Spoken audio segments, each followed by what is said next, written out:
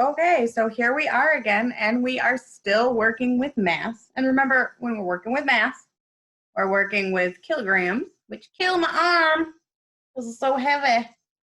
And we're working with grams, which are about the same weight as a paperclip, so not very much. So we're doing the same thing we were doing yesterday. You just gotta think, which one makes more sense? Am I gonna use a kilogram to measure this or a gram to measure this? So let's look at the first couple.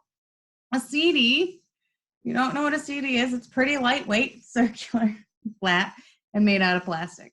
So if it's pretty lightweight, it's gonna use grams. I wish I had a CD to show you. Like the same thing as a DVD. A boy, we talked about this earlier, we weighed Miss Lawrence with kilograms, right? Because kilograms are heavier, and we want to use the heavier thing. Now, sugar is a little bit tricky. But when you buy sugar at the store, it comes in pound bags.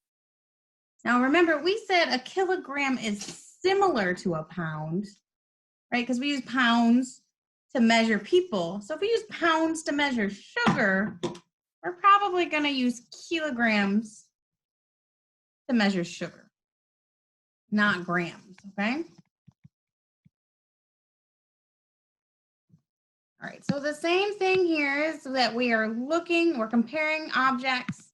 We're seeing if they are more or less. So how do we know this? If it's straight across, if our scale is straight, it means they are the same weight. If one side is tipped, the side that is tipped down is the one that weighs more. So we can tell if something's the same, more, or less by just looking at the top of the scale. So when we're looking at the top of the first scale, we see that it is tilted a little bit, right? So this is weighing more. So the mass of the candle is more or less than the mass of the light bulb. Right, we're going to put more. For this one, our scale is straight at the top. So that means they are the same. So the mass of the watch is the same as the mass of the necklace, okay? At the bottom here, we're going to do some problem solving. We're going to engage your critical thinking.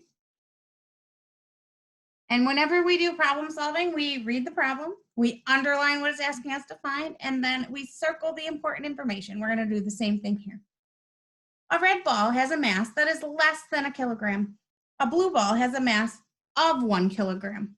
Is the mass of the blue ball more than or less than the mass of the red ball? All right. So it's asking us, is the blue ball more or less than the red ball? So is the blue more or less than the red? So I put blue and red down here, and then I'm going to put a greater than, lesser than sign in between. So it says the red ball has a mass that is less than 1 kilogram. Okay, so it's not quite one of these. Okay, and it says the blue ball has a mass of 1 kilogram. So it is one of these. So if the red ball is less than one of these and the blue ball is one of these, is the blue ball more or less than the red ball? It's more because it's a full kilogram, right? So we'll put our greater sign in between. For the next one, Brock's dog is a collie. To find the mass of his dog, should Brock use grams or kilograms? Now, a collie is a pretty big dog. It's not a teacup poodle. So we're going to use grams or kilograms to measure this dog. I think you know the answer, and I'm not going to tell you. You're going to write it yourself. All right, and for number 8, name one object in your home that has a mass of about 1 kilo. Okay, and I would have your mom or your dad help you with this one. It doesn't matter what it is. I could look around my house. I would probably say a can of oil is about the same as a kilogram. Okay. Let's see what the next page has in store for us. Now, this is the quiz page. So it's just reviewing what we already learned. So here it wants to know, would you use a gram or a kilogram? And here it wants to know if you would use a gram or a kilogram. You have to read what it is. This is a grape and this is a pony. So which one would you use? A gram or a kilogram? All right, and for the bottom of this page, you are doing equal groups, which is division. Looks like you're doing order of operations, so you better remember, please excuse my dear Aunt Sally. And for the bottom here, it's just a review on liquid volume. Okay, so you just need to see which one has the most and which one has the least. All right, guys, you got this, and I will see you later.